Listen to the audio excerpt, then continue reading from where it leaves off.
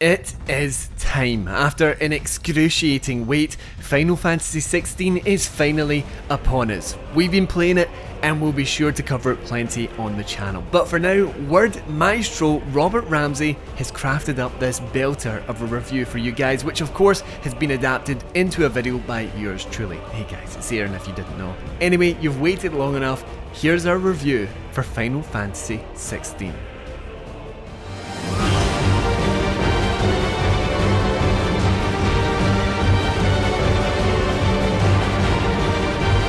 Final Fantasy XVI is the furthest the mainline series has ever strayed from its traditional RPG roots. It's more of an action game with RPG elements bolted on than it is an RPG with action combat, but at the same time, it boasts all of the ingredients that we associate with the greatest Final Fantasy titles. Its character-driven story is grand and intoxicating, its fantastical world building is brilliant, and it's fit to burst with glorious battles. Again, it's a bold new direction for the beloved franchise, but it's also the best mainline single-player Final Fantasy game since 12. And it's not even close. Now granted, the incredibly divisive 13 and 15 didn't exactly set a high bar, but with 16, it feels like Final Fantasy is focused again. This was a project with a clear vision, and that shines through in the impressive cinematic quality of its storytelling and the largely excellent combat system. When the credits rolled, we had felt like we'd been on a memorable, emotional journey, and we were sad to see it all end. That's what finishing a Final Fantasy game should feel like. For this particular journey, you're plopped in the consistently tragic shoes of Clive Rosfield, a noble-born swordsman charged with the protection of his throne-bound younger brother. In this world, a select few, including Clive's younger brother, are essentially born with the power of demigods inside of them. Some nations use these icons to wage war, while others worship them. These all-powerful entities are at the heart of the game's story, and every time an icon takes to the stage, whether it's during an eye-popping cutscene or a mind-melting boss fight, it's hard not to be blown away. Final Fantasy XVI's narrative is a fairly intricate mix of grounded political intrigue, all very reminiscent of Final Fantasy XII,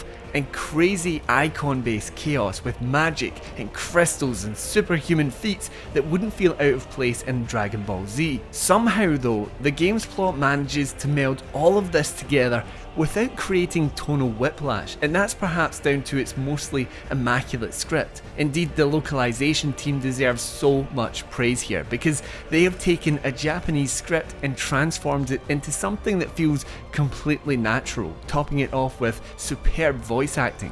When the shit hits the fan, and trust us, it does a lot, Final Fantasy XVI tells a truly gripping tale.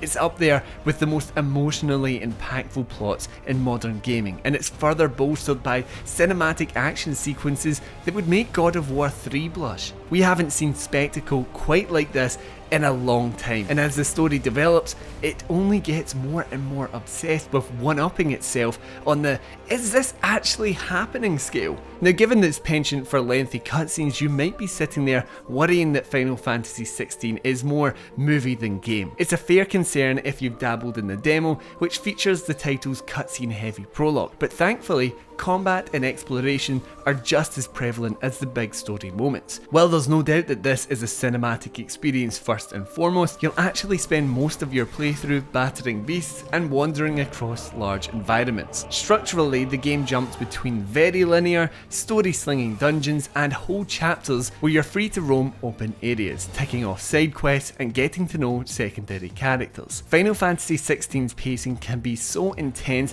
that it's nice to have some downtime every now and again, so we did eventually find ourselves welcoming the opportunity to just go off and do our own thing for a bit. However, we say eventually because some of the side quests, particularly early on, are mind-numbingly dull. The drop-off in overall quality between the main story and these optional tasks can genuinely be jarring, as engaging camera angles and full motion capture are replaced by static character models and flapping mouse, spewing the kind of completely forgettable quest that you'd find in an MMO, which does make sense seeing as the game is spearheaded by Final Fantasy XIV's developers. The problem is that we are long past having to chew through such dreary side quests in modern RPGs. In an era where titles like The Witcher 3 or Horizon Forbidden West have redefined what we come to expect from branching activities, Final Fantasy XVI may as well be a PS2 release in terms of its questing. Now, some quests do help flesh out the world, providing insight into the finer points of the lore, but when the accompanying gameplay literally boils down to finding objective marked NPCs and listening to their inane prattle one after another, you really can't help but feel as though your time is being wasted. Fortunately, when the next story beat kicks in and you're back on the roller coaster, you can forgive the title's admittedly optional missteps. The aforementioned dungeons represent the core game as it peaks as Clive rages through a series of stunning locations peppered with near perfectly placed encounters and jaw-dropping boss battles. Alongside the story, it's really the combat system that holds everything together. Accessible and flashy, but also stocked with an intriguing degree of depth,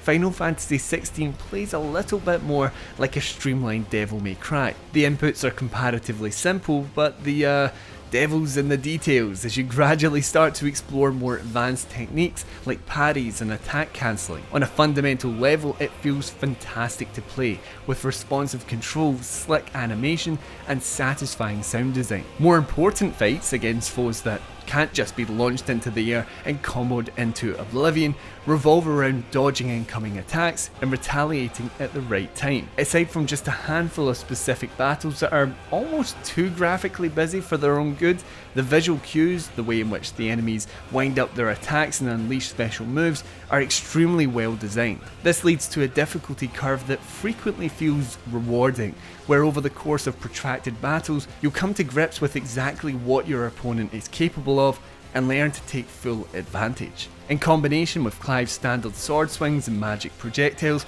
you're steadily given access to a range of elemental icon-driven abilities that operate on individual cooldowns. After unlocking said abilities with points that you gain from battle, they can be assigned to your combat bar, and you begin to build your own style of play. Now, some abilities are ground-shakingly powerful, but they're balanced with long cooldowns, while others are much more versatile, adding unique quirks to the way you approach different enemy types. Again, the system itself is easy to understand, but discovering ways to link everything together is where the mechanics truly start to sing. So quickly back to the topic of difficulty. Final Fantasy XVI gives you just one difficulty level that can be made easier by equipping special accessories, which are granted at the beginning of any new game. Now, it's an odd way of doing things, but we suppose it works in that there's no need to rebalance the entire combat system to suit arbitrary settings. However, players who are more experienced with action games are probably going to crave a greater challenge, and that's when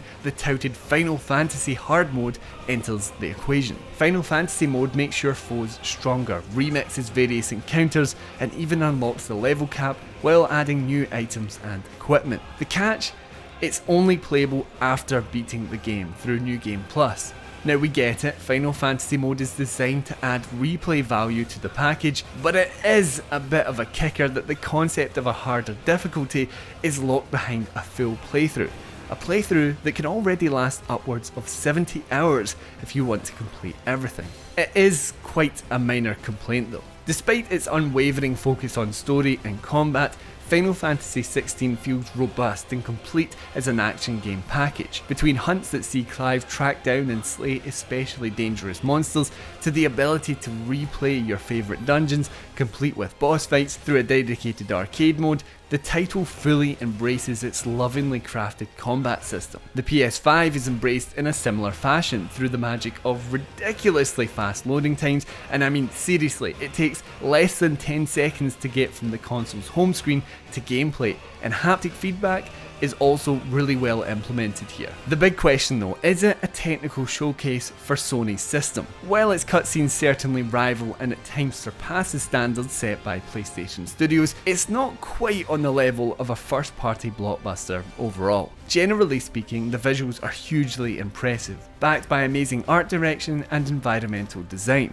But as we wrote earlier, things can look a little rough outside of the main story, with distractingly wooden animations being the biggest issue. And then there's the frame rate, which does like to dip on a pretty regular basis when using performance mode. Now the dips aren't distracting enough to the point where we'd recommend the graphics option, which caps at 30 frames per second in exchange for slightly better visual quality, but it is a real shame that such an otherwise refined action game can't maintain a smooth 60 FPS. It's also worth noting that, at least at launch, there's no option to disable the title's heavy-handed motion blur effect, although we dare say you get used to it. And of course, this would not be a Final Fantasy review without mentioning the music. Simply put, the score is outstanding, an absolute odyssey of orchestral magic that enriches every cutscene, every location, and every battle.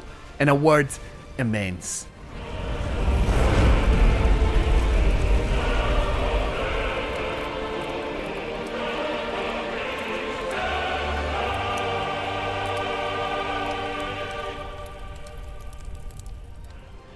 At its best, Final Fantasy XVI is a jaw-dropping epic of rarely seen proportions. It's pretty much the pinnacle of cinematic spectacle in modern games, and its often gripping, emotional story is only matched by its fantastic combat system. While its overall quality does dip outside of the main plot, this is still a must-play action RPG, and the best single-player Final Fantasy game in over a decade.